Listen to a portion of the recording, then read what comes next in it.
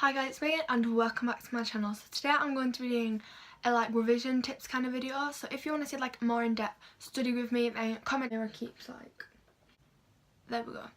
I haven't got any mascara on today because I left it in the car. So anyway, I need to believe in myself. That's cringe. I'm going to be giving you tips on how to revise, and obviously people revise in different ways. Some people revised on the bed, just writing out notes. Some people just are visual. Some people are listen. Some people prefer being sat at a desk with everything organised. So I'm going to try and give you tips for every type of revision that you can do. But obviously I can't tell you how to fully revise. Thumbs up and subscribe, and comment down below ways that you revise that are helpful. And yeah, just ignore how bad I look in this video. I have no mascara on, and this is the first video of me recording without mascara because mascara is my favourite makeup product. So yeah, I was gonna put lashes on but I'm really not good at applying them, so yeah, let's get on into the video.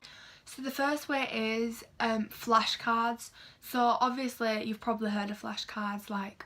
You can get flashcard apps. I have one and I'll do I'll insert an overlay here, but basically I've forgotten what it's called. I put it on the screen here, and you can make different sections and have different subjects and then different parts of that subject. So you could do science and you could do physics, biology and chemistry. And I like doing flashcards because I get my parents to test me on them, or my friends, and you can do them weeks before, months before, days before, even years if you're that prepared. So yeah, obviously because when I get them wrong I remember, and then we keep going over and over them. And if you do those every day, you should probably be able to remember the equations by the exam. You could even use flashcards. I know that there's Corbett Maths flashcards and Science AQA ones which we've been given by school. My foot is in cramp. You could even make your own. These are some that we got given by school, just this little paper pack. Your school might give you the AQA ones, however I nearly bought them but then school gives them.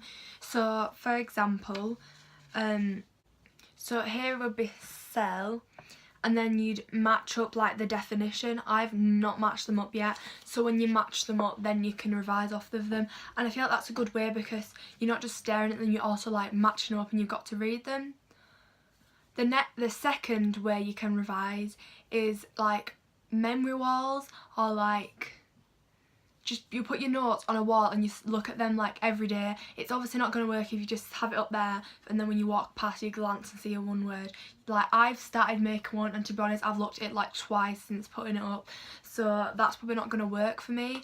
I'll insert a photo of mine or a video here. So as you can see, it's not very neat. I'm really not neat with my work as much as I'd like to be. My handwriting's not neat. I might annoy some people, but that's the way I work. So the third way is using a revision book. So I got mine off Amazon or eBay. Mr. Bruff also has some, and Primrose Kitten. They're some revision YouTubers. I'll get onto them in a sec. So you can just do you can either make you can make mind maps, or revision notes, or you could even answer the questions that are in it, or just look over it, and you could do that with your friends. The fourth way is watching revision YouTubers. So I watch Mr. Bruff and Primrose Kitten, and sometimes for maths, Hegarty Maths. Mr. Bruff does English, he does the AQA, so I don't know what band you'll be doing,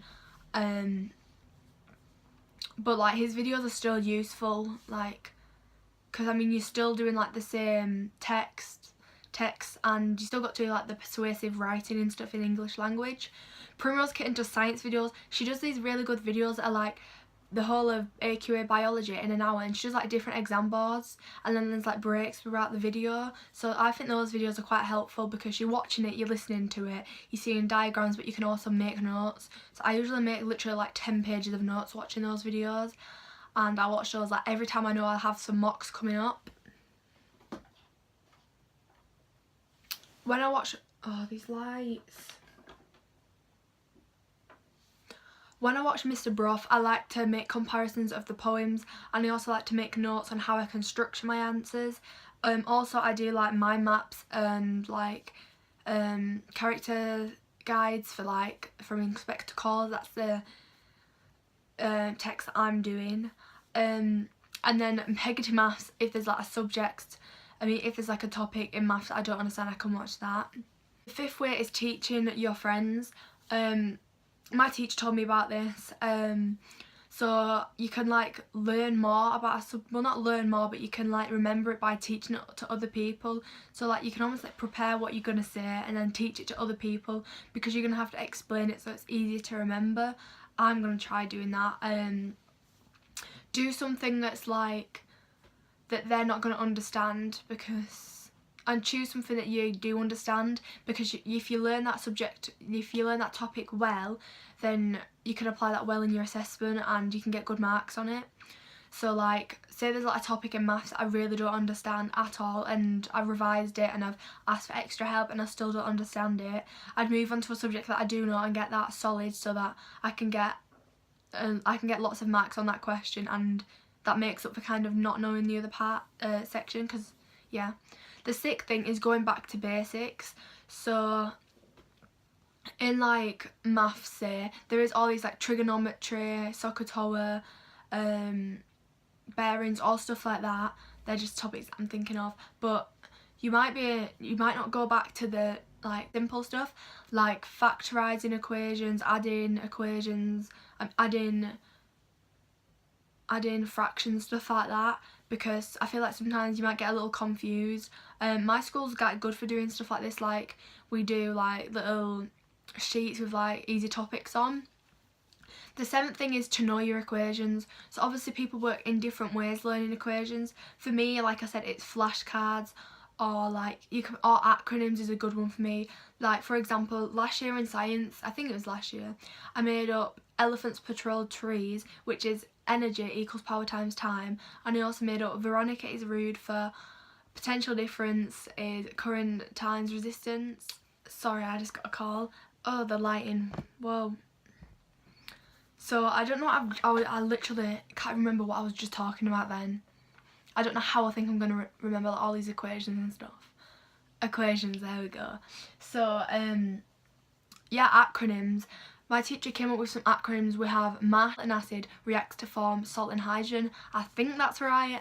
So, yeah, I don't know like the proper like statistics behind this, but I think on the physics paper, like there's a lot of the paper that's depending on how well you know the equations, which some people say it's hard to remember all the equations, but if you think about it, if you know them equations, by the time it comes to your exam you can like do well on them questions with the equations, and it's like less other like topics to revise off.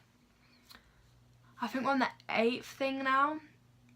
It's just to like believe in yourself, like my top says. If you've got the mind, like a fixed mindset, like you're gonna be like, I can't do it, I do most of the time. Like, you just need to praise yourself sometimes, and that work like pays off with revision. Like, I feel like I do quite a lot of revision, and that sometimes pays off, but sometimes when it doesn't pay off and I don't get the grade that I was looking for, that can be quite annoying. So then you just need to focus on the subjects that you did do well on and praise yourself for that, and then see what you did bad, and you can like what you need to do better, you can improve on that. Like, I'm going to be revising these holidays, and we got these like sheets back from our assessment in maths and science on what we did well and what parts we didn't do so well on, so then I can see what I need to work on, and then I'm going to use the revision guides. And yeah, the ninth thing is getting a tutor. So if you're like not really bad, but if you're struggling in a certain like subject, or maybe a certain few subjects, then to get a tutor. There's places probably local, if you Google them, that have like groups where you go to a place, or you could even get a private one. I guess in like tutoring's helpful for like going through a topic. It doesn't help you remember things, and that's where I think I'm going a bit like with maths. When we do the subject, I kind of understand it, but then when it comes to the assessment, I don't know how to do it. And because there's like so many different like topics in maths, it's hard.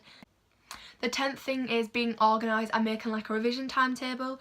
So if you like me, I don't like doing revision timetables because I feel like they're hard to stick to, because if like something comes up or you're busy that day and it like, I don't know, I just don't like them. But also it helps you be more organised. So if you're really organised, you can make a revision timetable. What I did last time to try and stay organised and make sure I was revising, I had like, obviously I revised a few weeks before my mocks, which you should probably start revising a lot more before. I think I have some mocks in 2 months, so I start revising for those. And then on the days like during the week, obviously you're gonna have rests. Like I do rest, like I'll have like a bath, I'll watch a video in between, like a YouTube video or a film, and yeah, and like basically say I had like English on Friday, I would on Thursday revise English because I knew I had that the next day. But also like on the weekend, if I knew that I had like a main assessment coming up, like a core subject, then I'd spend most time revising for that. The next thing is how to revise if you're not really a revision person and you're not really the academic where you want to sit down and write notes and do all this sort of stuff. So simply just like read the books for your text, especially in English. Depending on like if you're doing Macbeth, Romeo and Juliet, Jekyll and Hyde, Inspector Calls, I don't know the others, but just get the book and read it, and then maybe you could like annotate a few things or remember a few quotes and highlight. So I know like reading the book, to some people you feel like you're not revising, but that's a way to feel like you're revising and to actually learn some more stuff if you can't sit down and stuff. And that goes for watching the films as well. You could also watch the films on like YouTube or BBC, or like storyboards for that text. I feel like that's quite helpful to do if you know you should be revising but you don't want to. So when I revise just like sitting on my bed, watching my TV and making notes. But I know some people prefer like desks. So my desk, my makeup, so I can't really revise on there. But I'm wanting to get like a new desk so I can have shelves, my mirror put on my wall, so I can make some more like room to revise, also that I've got more room. So it just depends how you revise really. And also listening to music. I used to like listening to music when I revise, but now I don't. But if you like listening to music quiet, like chill music, or whether it's just like music on the charts, like Capital, just the radio. So now I'm going to move on to some more revision apps. So if you're doing like a language, Duolingo is a good one because you can like choose which stage you want to start on, like how well you know the language already. And then it goes also back to basics, because in French I sometimes don't even know the basics. So another one is Quizlet. You can like, there's flashcards, and I'll also leave in the description some more websites for revision. These are just ones I can think of. There is one that's for English that I thought was quite useful and interesting. It was flashcards. It had like the character on the front and then back all a quote, and then on the back it had like the quote and like what the quote meant. So I thought that was quite useful. So obviously during revision you're going to want to stay hydrated. You're going to want to be not full, but like you're going to want to have energy to revise and motivation. So to get me motivated, I usually watch study with me videos or look on what I need to improve on, and because afterwards I feel good about myself that I've done some revision. And watching study with me videos makes me want to revise because you see that other people are revising. So just having like water or juice whilst you're revising, just to get you through, because you don't want to be like binging on loads of unhealthy foods. So water keeps you hydrated, good skin. My skin is not good right now. I was actually going to film a skincare routine today, but I didn't want to come on without any makeup on. I've just got a little bit of concealer on. This is basically my school makeup, apart from I usually do have mascara and a lip gloss on. So some people prefer like to have unhealthy snacks like crisps and chocolate. Fair enough, you know, if it's making you revise. But if you like doing that, maybe you should try and like have like, if you finish this page or finish up to a certain amount of questions or learn a certain topic, then you can have like a treat of having something. I feel like that's quite useful. Another thing is to have healthy foods, because you just feel better about yourself, like having strawberries But if you're someone like me who doesn't always like eating fruit on its own, have like apple and peanut butter, banana and Nutella,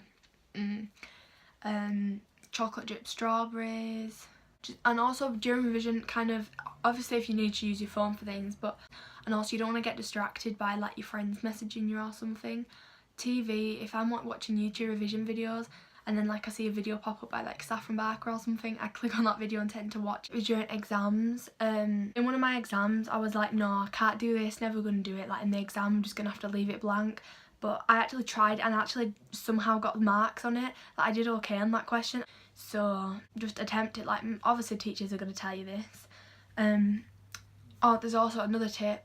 So this isn't for like specific subject revision, but it's just how to like improve your brain, I guess, and stuff like that. Just like to read, like before bed, get a good night's sleep before your exam, or just like because your brain needs to take in a lot of information at school. So get a good night's sleep, read a book before going to bed. Just feel positive about yourself and try and get your skin really nice. That's one thing, like getting your skin good, like exercising. So I do dance and I go to the gym, so obviously that's what you can take your mind off revision and stuff. And apparently like doing dance improves your memory and your knowledge, because you got to remember dances, but or you have lots of rehearsals coming up, maybe cancel a few classes, like, so obviously that just takes your mind off everything and you feel better about yourself, and you can listen to music, podcasts, you could even watch revision videos. I used to do Duolingo when I was like walking on the treadmill doing some questions, or you could even like record like yourself talking about a subject, as weird as that sounds. So I hope you guys enjoyed this video. I don't know if you've like knew most of these tips, but I just want to film a video. So if you want to see a study with me video or a skincare routine video, then comment. And so thanks for watching. Hope you guys have done well on your exams. I hope you guys do well revising. Thanks for watching. Bye.